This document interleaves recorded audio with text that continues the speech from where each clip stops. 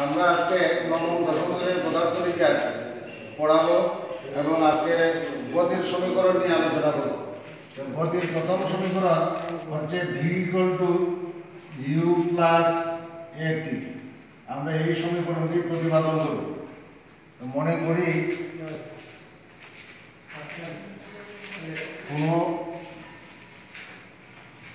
কোনো বস্তু u আদিবেগ নিয়ে সুষম ত্বরণে চলে t সময়ে v বেগ প্রাপ্ত হলো। তাহলে আমরা জানি যে t সময়ে বেগের পরিবর্তন সমান হচ্ছে v - u। অতএব একক সময়ে বেগের পরিবর্তন v - u/t। কিন্তু আমরা জানি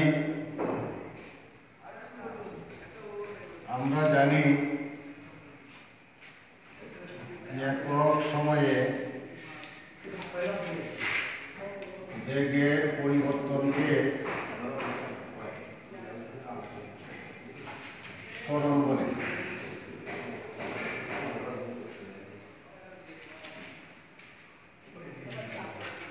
অতএব ত্বরণ সমান হচ্ছে v - u/t, বা আমরা যদি পুরাপুরি গুণ দেই তাহলে v - u সমান at, বা v সমান u তে আমরা পার্শ্ববর্তী একটা মাইনাস আছে প্লাস হয়ে চলে যাবে। তাইলে আমাদের সমীকরণটা দাঁড়ালো v = u + at। এখন বস্তুটি যদি স্থির অবস্থা থেকে চলতে শুরু করে,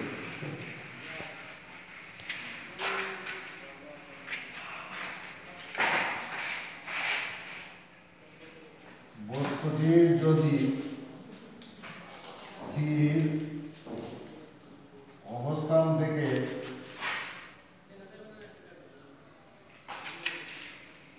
চলতে শুরু করে তাহলে u সমান 0। তখন সূত্রটি দাঁড়ায়,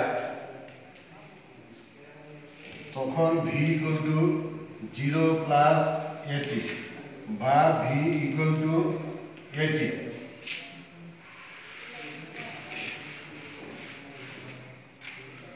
যেহেতু আমরা আগেই লিখেছি যে সুষম ত্বরণে চলমান, তো সুষম ত্বরণে যদি চলমান হয় তাহলে হচ্ছে ধ্রুবক। সেই ক্ষেত্রে আমরা ধ্রুবকটাকে যদি উঠিয়ে দিই তাহলে v = t। তাইলে আমরা এখন বলতে পারি স্থির অবস্থান থেকে চলমান বস্তুর বেগ সময়ের সমানুপাতিক। স্থির অবস্থান থেকে চলমান বস্তুর বেগ সময়ের সমানুপাতিক। আমরা এখন 2 নম্বর সূত্রটা নিয়ে আলোচনা করব।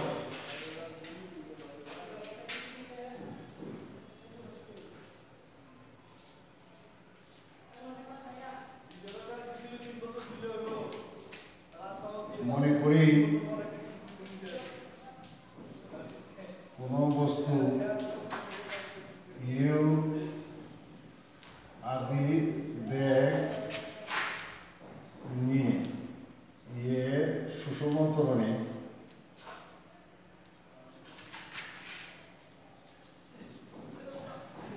চলে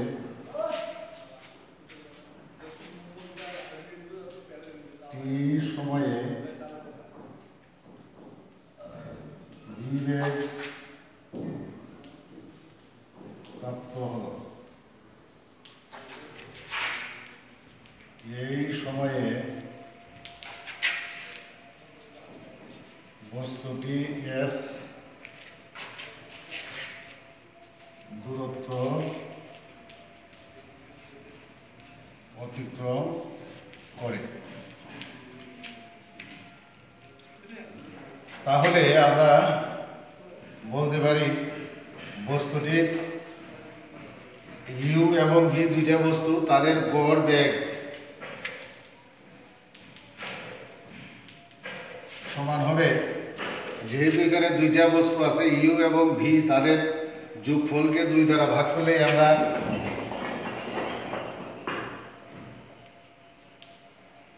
গড় বেগটা পেয়ে যাব।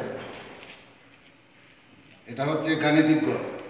আবার গড় বেগ সমান মূল দূরত্বকে সময় দ্বারা ভাগ করলে আমরা গড় বেগটা পেয়ে যাব। তাহলে এই ক্ষেত্রে দুইটা গড় বেগ সমান, তাহলে আমরা লিখতে পারি যে এই দুই সমীকরণ থেকে 1 নম্বর এবং 2 নং সমীকরণ হতে আমরা লিখতে পারি 1 ও 2 হতে পাই s বাই টি সমান u প্লাস ভি বাই 2, বা s equal to u plus V by 2 into এখানে টি ভাগ হয়ে আছে, পার্শ্ব পরিবর্তন করলে গুণ হয়ে চলে আসে। তাহলে আমাদের গতির দ্বিতীয় সূত্রটা হচ্ছে s equal to u plus V by 2 into T.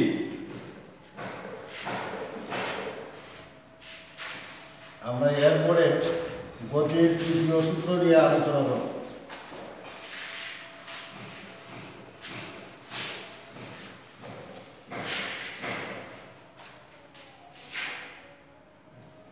s equal to ut plus half at square। আমরা গতির প্রথম সূত্র হতে পাই, প্রথম সূত্র হতে পাই v equal to u plus at। দ্বিতীয় সূত্র হতে পাই s equal to u plus v by 2 into t। এটা হচ্ছে 1 নম্বর আর এটা হচ্ছে 2 নম্বর। আমাদের দ্বিতীয় সূত্রে যদি আমরা v এর মানটা বসাই দিলে আমরা কি পাই? v এর মান 2 নং এ বসিয়ে পাই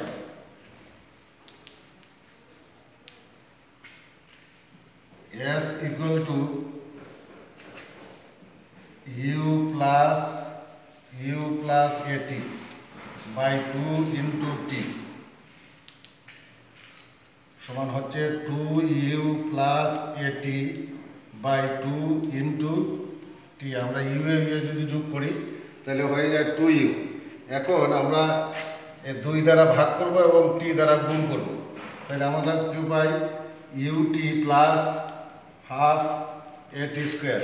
এখানে 2 এ কাটা, u কে t দ্বারা গুণ করলে ut, আর এখানে at কে 2 দ্বারা ভাগ করা যায় না, এই কারণে আমরা হাফ লিখলাম, আর t দ্বারা গুণ করলে at স্কয়ার। তাহলে এটা হচ্ছে আমাদের তৃতীয় সমীকরণ। এই ক্ষেত্রেও যদি বস্তুটা স্থির অবস্থান থেকে চলতে শুরু করি তাহলে u এর মান 0 আসবে। তখন আমাদের বস্তুটা যদি স্থির অবস্থান থেকে চলতে শুরু করে তাহলে u সমান চলে আসবে 0।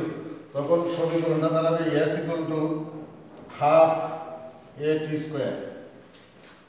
তাহলে এই ক্ষেত্রে হাফটা হচ্ছে ধ্রুবক, এটাও ধ্রুবক, সেই ক্ষেত্রে আমরা এই ধ্রুবকটা যদি উঠিয়ে দিই তাহলে এটা সমানুপাতিক হয়ে যাবে, তাহলে s সমানুপাতিক t স্কয়ার। তাইলে আমরা এখন বলতে পারি যে বস্তুটি যদি স্থির অবস্থান থেকে চলতে শুরু করে তাহলে অতিক্রান্ত দূরত্ব সময়ের বর্গের সমানুপাতিক।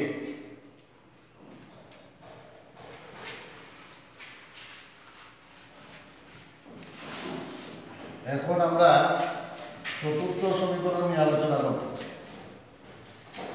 v square equal to u square plus 2as।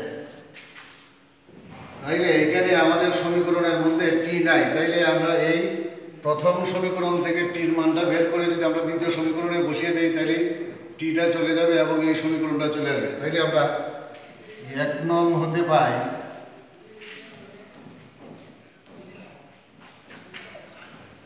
v সমান u প্লাস at। বা এটি সমান ভি মাইনাস ইউ বা টি সমান হচ্ছে ভি মাইনাস ইউ বাই এ। এখানে এ আর টি গুণ রূপে আছে, পার্শ্ব পরিবর্তন করলে এ ভাগ রূপে চলে যাবে। এখন আমরা টি এর মান 2 নং সমীকরণে বসিয়ে পাই। টি এর মান 2 নংয়ে বসিয়ে পাই।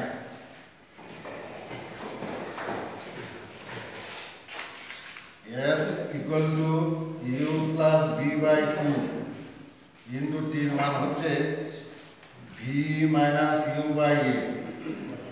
তাহলে আমরা যদি এটাকে সাজিয়ে লিখি s equal to যে v plus u by 2 into v minus u by a। এখন আমাদের গুণ করলে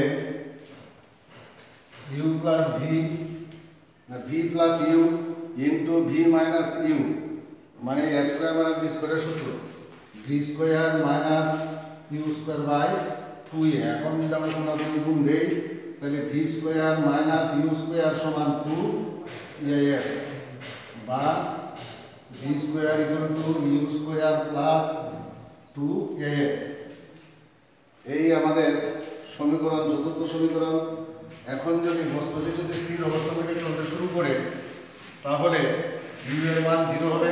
তাহলে এই ক্ষেত্রে হবে v square equal to 2as। এই 2as টা 2a টা হয়ে যাবে ধ্রুবক। তাহলে ধ্রুবকটা যদি আমরা বাদ দিই তাহলে আসবে v স্কয়ার সমানুপাতিক s বা v সমানুপাতিক √s। তাহলে হচ্ছে প্রাপ্ত বেগ অতিক্রান্ত দূরত্বের বর্গমূলের সমানুপাতিক। তাহলে বস্তুটি যদি স্থির অবস্থান থেকে চলতে শুরু করি তাহলে আমরা যে সমীকরণটা পাই সেটা হচ্ছে প্রাপ্ত বেগ অতিক্রান্ত দূরত্বের বর্গমূলের সমানুপাতিক। আমাদের এই ছিল গতির 4টা সমীকরণ। আমরা এই 4টা সমীকরণ নিয়ে আলোচনা করলাম। তোমরা সকলেই ভালো থাকবে এই বলে আমার ক্লাস এখানে শেষ করলাম।